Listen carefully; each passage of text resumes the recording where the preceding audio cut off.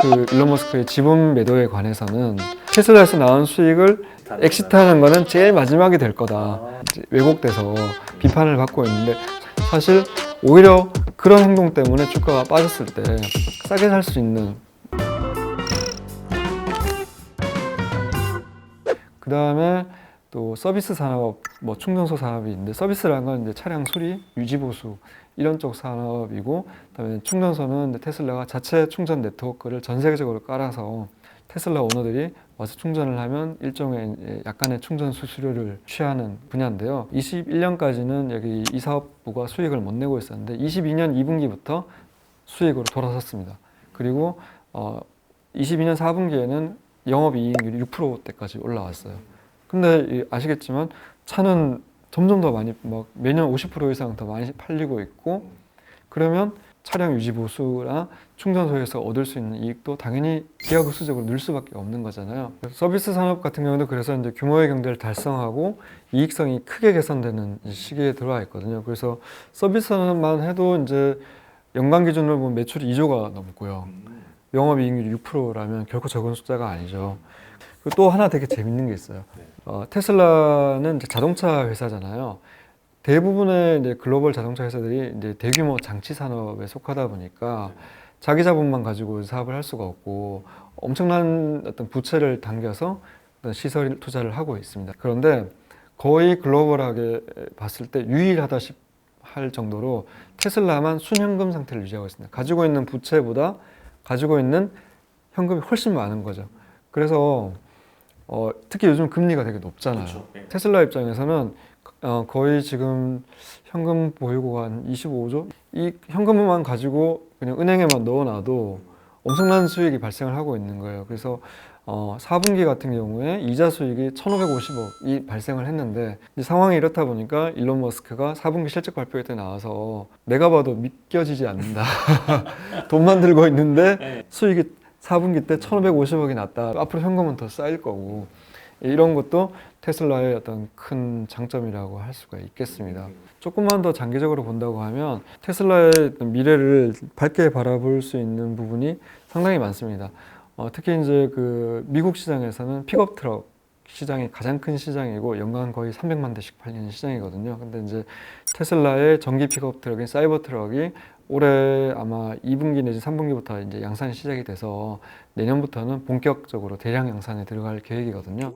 그래서 사이버 트럭 같은 경우에 많은 팬들이 기다려 왔었고 뭐 수익성도 상당히 좋을 것으로 예상을 하기 때문에 이것도 기대가 되고요. 그 다음에 이제 테슬라 셈이라고 해서 우리 컨테이너 트럭 있잖아요.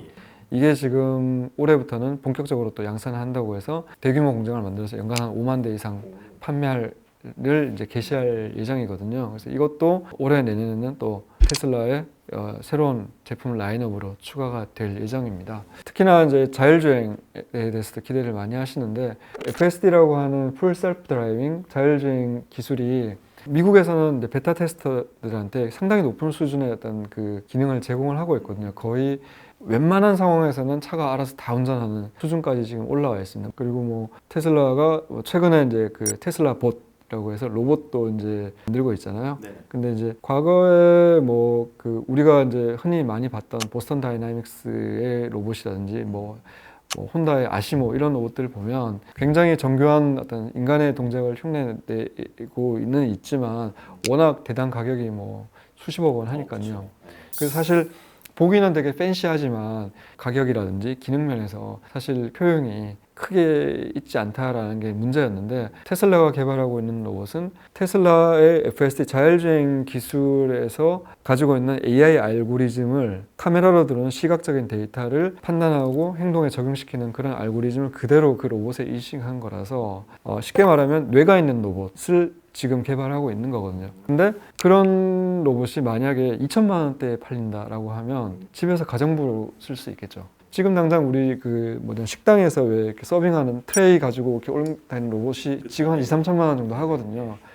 인간의 기능을 대신할 수 있는 정교한 기능을 가진 로봇이 2, 3천만 원대에 팔린다고 하면 그 시장이 또 엄청나겠죠. 물론 이거는 뭐 당장 1, 2년 안에 될 건 아니지만 어쨌든 그런 시장을 되게 진지하게 준비를 하고 있기 때문에 길게 봐서는 이 부분도 상당히 기대를 할 수 있다고 봅니다. 그래서 이제 이런 것들을 생각하면 비록 단기적으로는 대외적으로 경기 침체의 공포가 있고 금리가 비싸고 해서 실물 경제도 안 좋고 투자 환경도 좋지는 않지만 이거는 뭐 그야말로 단기적인 문제일 뿐이고 투자자라면 그냥 겪고 지나가야 하는 시기라고 생각을 합니다. 그리고 이제 회사로서는 그런 부분들을 잘 이겨낼 수 있는 그 준비가 되어 있기 때문에 오히려 이런 시기에 다른 회사들은 다 무너지거나 사세가 축소될 텐데 테슬라의 경우에는 잘 이겨내고 호황기를 준비할 수 있다면 오히려 더 강해진 시장 지배력과 기술력을 가지고 향후에는 더 많은 수익을 기대할 수가 있는 것이겠죠. 그 테슬라 주가 하락을 이야기한 두 번째 요인에서 지적을 하셨듯이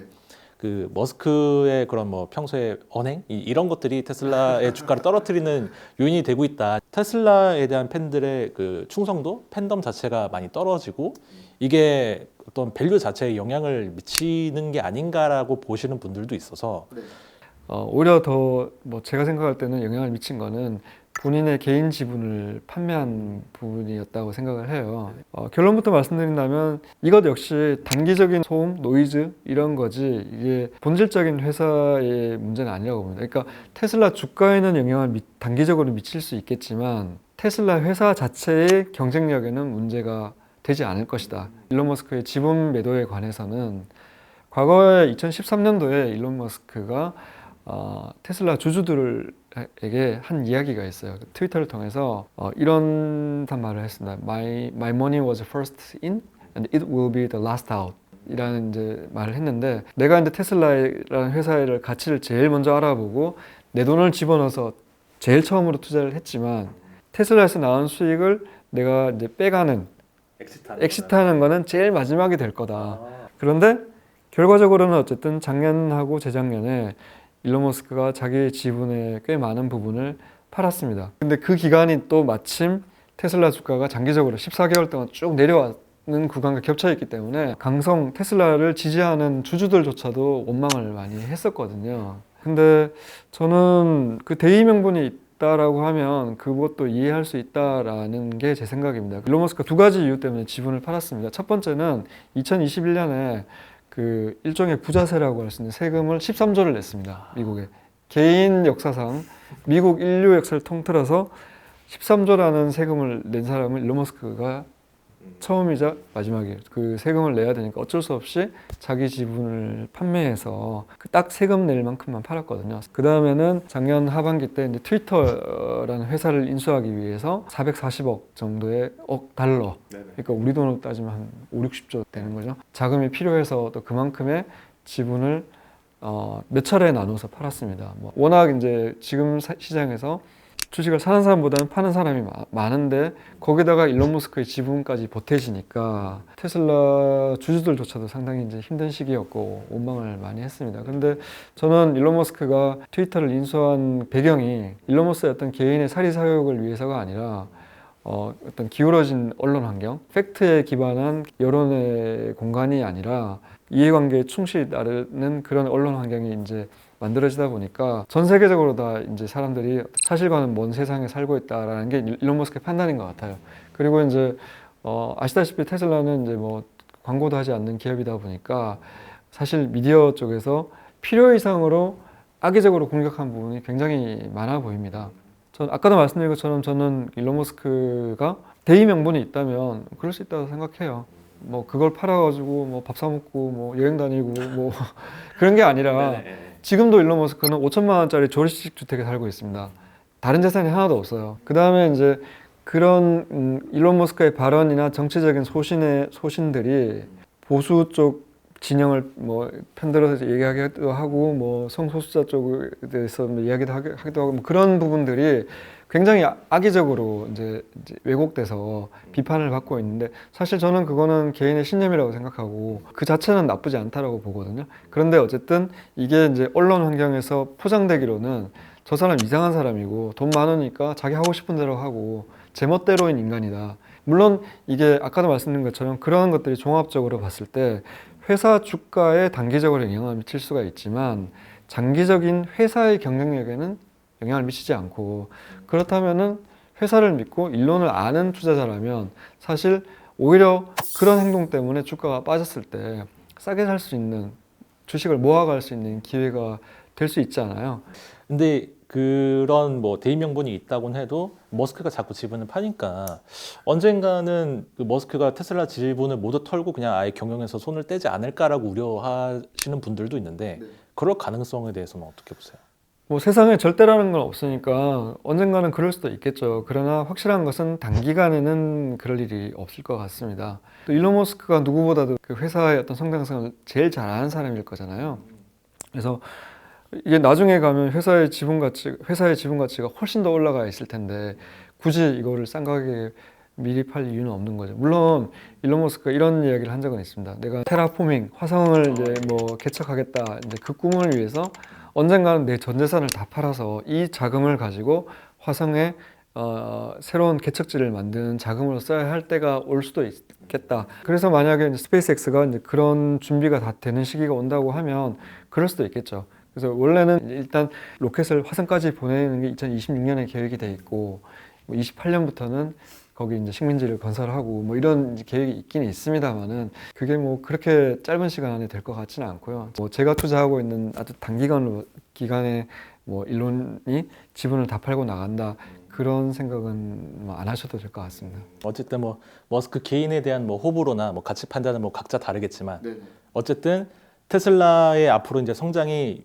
유지가 될 수 있다고 한다면 그거는 머스크만이 할 수 있는 일이라고 보시나요? 그렇죠. 제가 만약에 일론 머스크라는 뭐 100년에 한 번 나올까 말까 한 천재, 역사적인 어떤 그 기업가, 그 재무나 그 회사를 경영할 때 있어서 기술도 필요하고 뭐 재무도 필요하고 인사도 필요하고 여러 가지 역량이 필요한 거잖아요. 근데 일론 머스크만큼 기술에 정통하고 비즈니스에 예민한 감각이 있고 또 사람들을 극한으로 몰아붙여서 정말 최선을 다하게 만드는 그런 어떤 리더십, 멘탈리티를 골고루 갖춘 창업주를 저는 못 본 것 같아요. 그런 일론 머스크가 있기 때문에 제가 제 전 재산을 투자하고도 75% 고점에서 하락을 해도 잠을 잘 수 있는 것이지 일론 머스크가 아니라면 그런 상황에서 정말 먼 미래까지 회사를 보고 투자하기는 힘들 것 같아요. 만약에 세계에서 최초로 1경 원을 넘는 회사가 있다면 그건 테슬라가 될 것 같다. 일단 시총 1경은 갈 거다.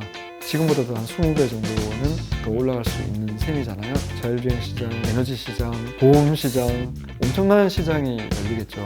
더 높은 수준까지도 가지고 올라갈 수 있다고 생각합니다.